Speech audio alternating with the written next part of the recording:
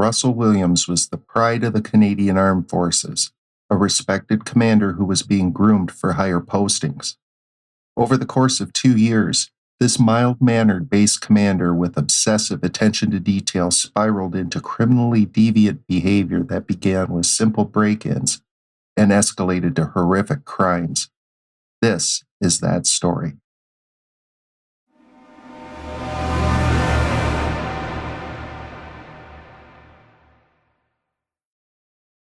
David Russell Williams was born to Cedric and Christine Williams on March 7, 1963, in Bromsgrove, in the Midlands of England. Soon after, the family moved to Chalk River, Ontario, a small town in the southeastern part of the province. Chalk River was founded by the Canadian government to house workers from the nearby Chalk River Nuclear Research Laboratories, where Williams's father worked as a metallurgist. The town's educated and affluent population saw themselves as set apart from the rural residents living outside the town. In 1970, Cedric and Christine Williams divorced.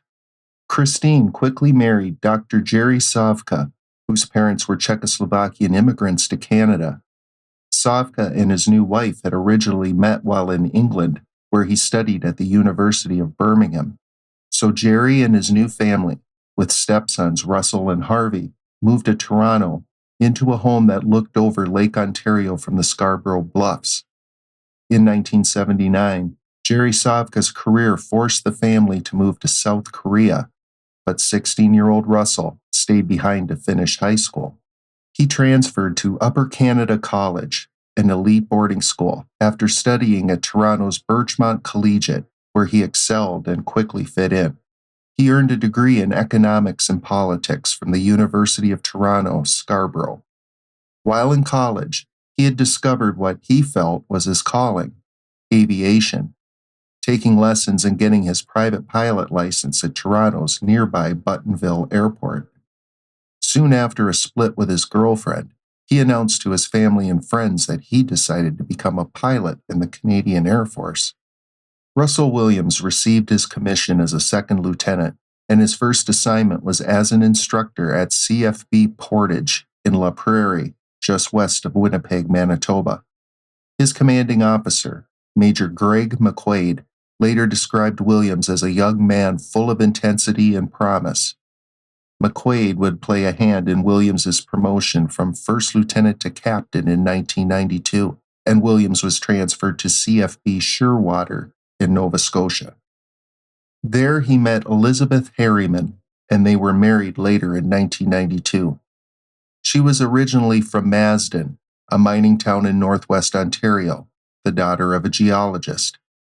She had earned a degree in applied sciences, and later a master's in adult education from St. Francis Xavier University in Nova Scotia. Williams, too, continued his studies. In 2003, he earned a master's in defense studies from the Royal Military College. His military career continued its upward track. He was promoted to major in 1999 and lieutenant colonel in 2004, where he was assigned to command the 437th Transport Squadron at CFB Trenton. In this posting, he flew foreign dignitaries and various Canadian officials on the Bombardier Challenger fleet. In 2005 and 2006, Williams served 6-month tours of duty in Dubai and Afghanistan. But during this time, his mother and stepfather divorced, and the fallout saw Williams cut all ties with his mother and his younger brother. In 2009, Williams was selected to become the commanding officer of CFB Trenton, Canada's largest Air Force base, which serves as a rapid deployment center for Canadian forces, as well as a search and rescue center. The Williamses sold their home in Orleans, just outside Ottawa, and bought a new townhouse in the city's ritzy Westboro Village. They would split their time between the townhouse and a weekend lakefront cottage they purchased in 2004 just outside of Tweed on Cozy Cove Lane, which was a lot closer to the base at Trenton. In Tweed, the now Colonel Williams was a civic leader and was generally known as a good neighbor. He was often seen at charity events and was known to be very helpful to those under his command. Elizabeth would become an associate director with the Heart and Stroke Foundation, a large Canadian charity. Williams would spend his weekends with his wife in Ottawa, but during the week he would live alone at the cottage in Tweed, which left him with plenty of free time, which is where his spiral into criminally deviant behavior began.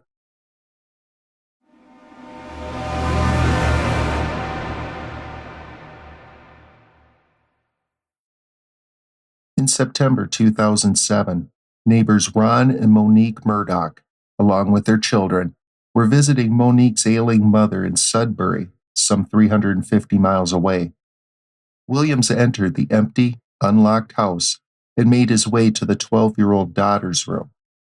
Williams spent 3 hours in the bedroom, photographing himself as he tried on different pairs of the girl's underwear. He would take 6 pairs of undergarments with him when he left. He would return to this young girl's room twice over the next couple years, just one stop in over 47 separate homes he would break into.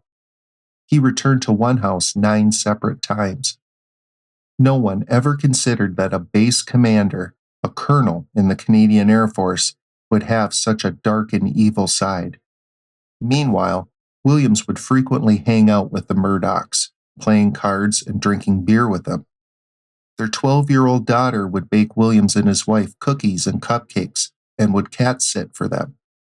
Williams was even the subject of one of the daughter's school projects. Tweed was a community where everyone knows everyone and people rarely lock their doors. Residents had absolutely no idea there was a sexual deviant among them in the community. Breaking into houses and stealing panties worked for a while, but in September 2009, his crimes escalated. On September 16, 2009, Williams returned to the cottage in Tweed after a routine flight to the Canadian Forces base at Nunavut. Shortly after midnight, he entered a cottage a few blocks away from his, on Charles Road. But this time someone was in the house, awake, catching a late-night Law & Order episode. He hit her over the head with his flashlight, trying to knock her out unsuccessfully. He blindfolded her and bound her hands with wire, saying he just wanted some pictures of her naked body, which he took, as well as photos of himself wearing a black stocking cap with the victim's underwear over his face. The victim's baby was in the next room during the attack. Only a few short hours later, Williams would attend a Criminal Intelligence Service conference at the Ramada Inn in Belleville, about 40 miles south. There he would accept a hefty donation to Soldier On, a wounded veterans charity. 2 days later, on September 17th, Williams broke into another home near Belleville. He took several pieces of lingerie, an adult video, and a sex toy. He left the home's owner a taunting message on her computer that dared her to call the police. It said, "Go ahead and call the police. I want to show the judge your really big dildo." Police would later find a photo Williams took of that very message, as well as a photo of the homeowner's cat. A couple days later, at the season opener for the Belleville Bulls, a junior tier hockey team, he would drop the puck and later attend CFB Trenton's Battle of Britain Memorial Parade. But these simple break-ins and thefts were nothing compared with what was to come.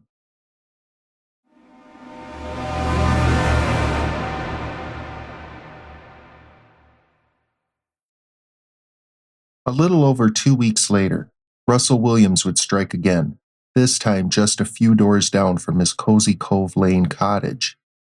On September 30th, a woman was woke by an intruder who stripped off her clothes, tied her to a chair, sexually assaulted her, all the while casually taking photos.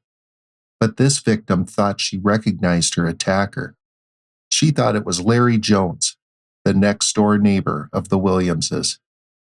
On October 1st, Williams attended a ceremony where he presented a check to his wife's charity. Police, meanwhile, were on to Larry Jones. They met him in his driveway when he returned home from a trip. They seized his camera and computers, as well as his hunting equipment, but nothing was found to incriminate him. While questioned, Jones volunteered DNA samples and a polygraph and was quickly cleared of any involvement. Meanwhile, Russell Williams was still on the loose, growing more and more out of control. To keep his flight status active, Williams was required to pilot his aircraft at least once a month. Usually he would fly an Airbus A310 out of one of his previous commands, the 437th Transport Squadron. Corporal Marie-France Comeau was a 38-year-old who worked as a flight attendant on several of these flights. She came from a military background, with both her father and grandfather serving with distinction in the Canadian Forces. She'd followed in their footsteps proudly, serving on the crew of then Prime Minister Stephen Harper's flight to Mumbai in November of 2009. When she missed a shift after her return, her boyfriend went to her house on Raglan Street in Brighton to look for her. Soon he found her, dead. Masked, Russell Williams had broken in and hid behind her furnace in the basement as he waited for her to go to bed. But as she went downstairs to look for her cat, Williams attacked. He beat her mercilessly with a flashlight, tied her to a pole, and sexually assaulted her several times. As she was begging for her life, Williams covered her mouth and nose with duct tape, almost killing her by suffocation. Once she was unconscious, he took her upstairs and put her in her bed. When Williams looked around outside to make sure they were alone, Comeau regained consciousness and tried to make a break for it. She made it to her bathroom before Williams caught her. He then beat her again, savagely, with the flashlight until she lay lifeless. After finally killing her, he removed her restraints and duct tape, but he left a footprint in her blood, something he didn't notice. He then left and drove 3 hours for a meeting. While Williams was at a United Way fundraiser on November 25th, Comeau's boyfriend discovered her body. At this fundraiser, Williams's colleagues played out a skit for the press, quote-unquote, arresting Williams for, quote-unquote, being too young to be a wing commander and throwing him in jail. Williams was handcuffed, posed for photos, but then he refused to enter the cell, saying he had another commitment and couldn't stick around for the entire skit. As Corporal Marie-France Comeau was being buried on December 4th, 2009, her base commander, Russell Williams, wrote a letter of condolence to her father. Jessica Lloyd was a 27-year-old school bus line administrator living along rural Highway 37 between Belleville and Tweed. On January 29, 2010, she failed to show up for work at Tri-Board Student Transportation Services. Her co-workers called her family, who wasted no time getting to her house.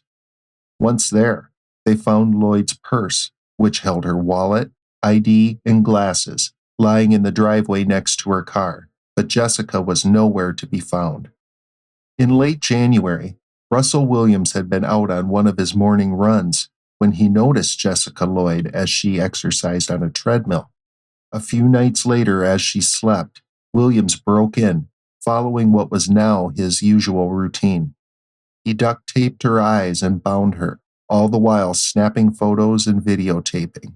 Then, he drove her to his Cozy Cove Lane cottage and savagely assaulted her. He made her shower in his presence. As she stood in the bathtub, shaking, she begged him for clothes and for him to take her to the hospital, as she was sure she was near death. Williams only told her, "Hang on, baby, hang in there," as she pled for her life. She gave in to his every request. After several hours, he hit her from behind with a flashlight and then strangled her to death. He then moved her body to his garage before dumping it along a lonely road not far from his cottage. Police, struggling to find Jessica and whomever was responsible for her disappearance, set up several roadblocks around the Belleville area. One of the vehicles that was stopped was driven by Colonel Russell Williams, who was on his way to the base at Trenton. An officer noticed that the tires on Williams's Nissan Pathfinder were similar to the tracks left in a field near Jessica Lloyd's home, where an SUV had been seen, parked strangely out of place. Williams, being the nearby base commander, was quickly allowed to proceed on his way, but the alert officer did follow up on Williams's SUV. On Sunday, February 7th, 2010, the Ontario Provincial Police, or OPP, called Williams at his Ottawa townhouse. They requested that he come into Ottawa Police Service Headquarters to answer some questions. Williams obliged, and that afternoon he met with Detective Inspector Jim Smith of the OPP's Behavioral Sciences Unit. You just have a seat there, Russell. The guy I was speaking with on whatever night that was Russ as well. Oh, yeah. And we took every number I had. Yeah, now they were doing some pretty thorough interviews that night. So. Yeah, absolutely. I was All right. glad to see it. I'm just going to move your gloves here. That's a little microphone, just to make sure there's nice and clear. As you can see here, everything in this room is videotaped and audio taped. Check. You ever been interviewed by the police in a room like this before? I have never been interviewed like this. Oh, no? Okay. No. Let's get this set up there. I guess the closest interview by NIS for top secret clearance. Oh, yeah? All right. Well, again, Russell, I appreciate you coming in. An investigation like this, I mean, I'm sure you can appreciate it's been big news, especially down Belleville way. And, you know, obviously our approach to cases like this is that we don't give up on somebody being alive until we get evidence that they're not. So I have a simple rule when I talk to people. It's I'm sure you're the same way. I treat everybody with respect. I know I ask you to do the same for me. So what we're going to do is we're going to start off by going through what your rights are, okay? Just like everybody else, okay? Have you ever been read your rights before? No. Yeah, I'm sure you've seen it on TV a whole bunch of times, but that's usually the American version, so I'll go over with you briefly, okay? Basically in Canada, as you know, I'm sure, is we all have our rights guaranteed under the Charter of Rights and Freedoms, okay? Now, Russell, just to avoid any confusion, because people do get confused when they're talked to by the police, is that you're obviously not under arrest here today, okay? Anytime you feel you want to leave here, you feel free to do so. The door's not locked. Teresa will walk you down the lobby anytime you want, okay? If there's anything that comes up in our interview today, Russell, that you feel you want to talk to a lawyer about, you just let me know, okay? And the reason for that is I want to explain to you exactly what's going on here, okay? Hopefully continue, okay? I told you when I came in here that I'm going to treat you with respect, and I've asked you to do the same for me. We talked about the whole idea of how we've approached you here, okay? The trying to be as discreet as possible, okay? But the problem is, Russell, is every time I walk out of this room, there's another issue that comes up, okay? And it's not issues that point away from you, it's issues that point at you, okay? And I want you to see what I mean, all right? This is the footwear impression of the person who approached the rear of Jessica Lloyd's house on the evening of the 28th and 29th of January, okay? All right? Now, I want you to keep in mind that this is slightly smaller, okay, in scale, okay? Okay. All right, that's not to scale. The footwear is actually bigger. Okay. If you look here on the ruler, you'll see that 1 inch is just slightly smaller than an actual inch, okay? But this is the way it prints off on the computer. Yeah. I'm going to move this over so you can see what I mean, all right? Because essentially when you're dealing with footwear impressions, we have a gentleman on the OPP who's basically world-renowned. His name is John Norman.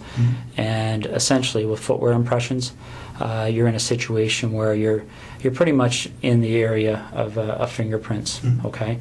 And essentially what we're talking about here is, especially when you start adding in other pieces of information that support an investigative position, okay? This is a photocopy of the boot that you took off your foot just a little while ago, okay? Now, I'm not an expert in footwear impressions, so I rely on the experts. Footwear impressions are very much like fingerprint comparisons, okay? You take a look at this print, and again, this is one print. This person walked through, there's several different prints to compare, so we're going to get features off of one print to compare, features off another print to compare.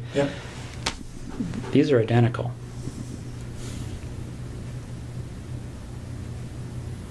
Okay. Your vehicle drove up the side of Jessica Lloyd's house. Your boots walked to the back of Jessica Lloyd's house on the evening of the 28th and 29th of January. Okay, you want discretion. We need to have some honesty, okay? Because this is getting out of control really fast, Russell. Okay, really, really fast. I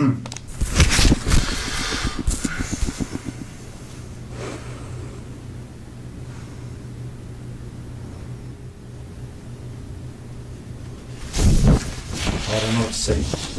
It's, Well, you need to explain it, because this is the other problem we're having, Russell, okay? Again, these decisions are made by me. Right now, there's a search warrant being executed at your residence in Ottawa, okay? So your wife now knows what's going on. There's a search warrant being executed at your residence in Tweed, and your vehicle's been seized, okay? You and I both know they're going to find evidence that links you to these situations.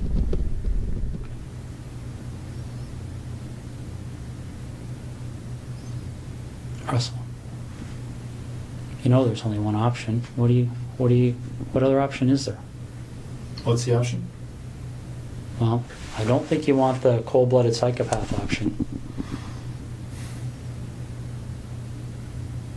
I might be wrong.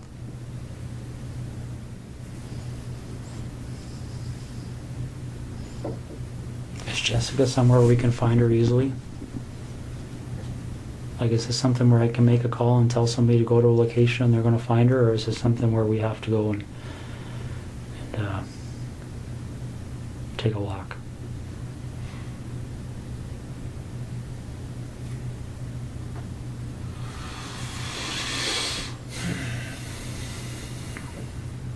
Well, we start by telling the truth.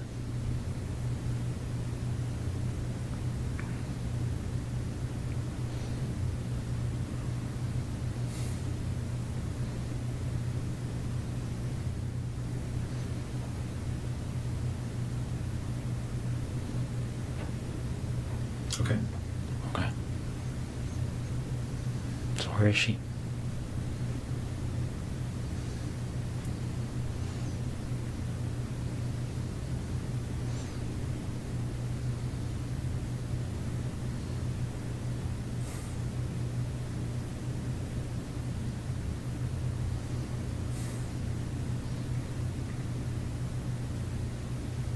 Get a map? Is she close to where she lives?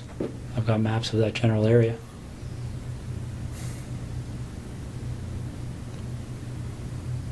Which town is she near? Why don't we start there?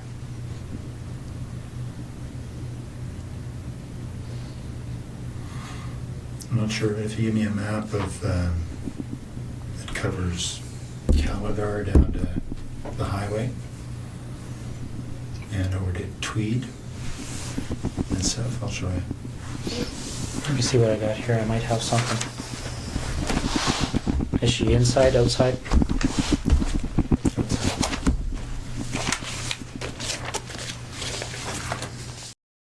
Investigators soon found Jessica Lloyd's body exactly where Russell Williams told Smith they would.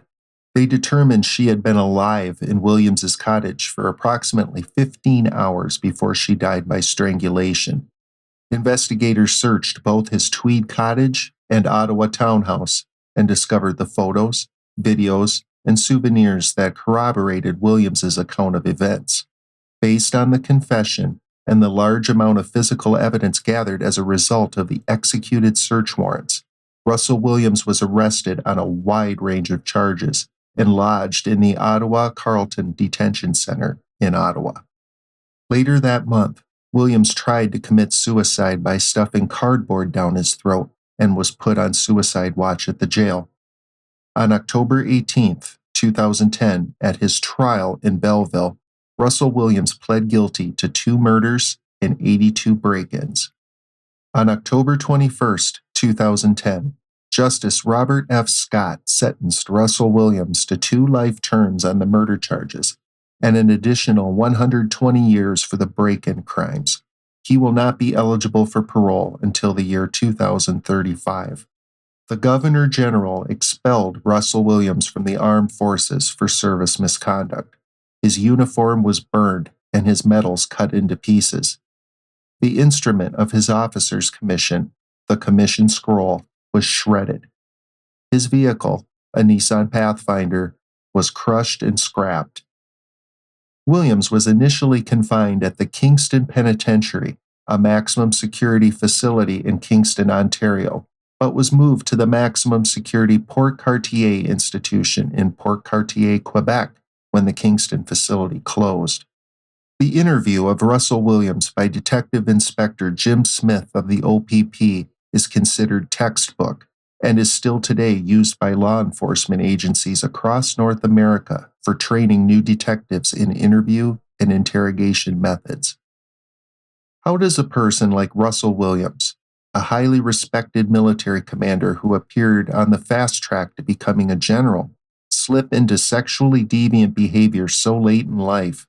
Experts have said that the majority of sex offenders start with their habits at a young age and generally wind down by the time they're in their 40s.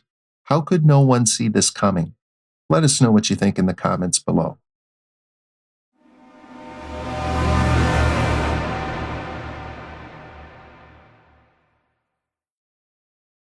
So that's going to do it for this episode of the Sheldrake Files.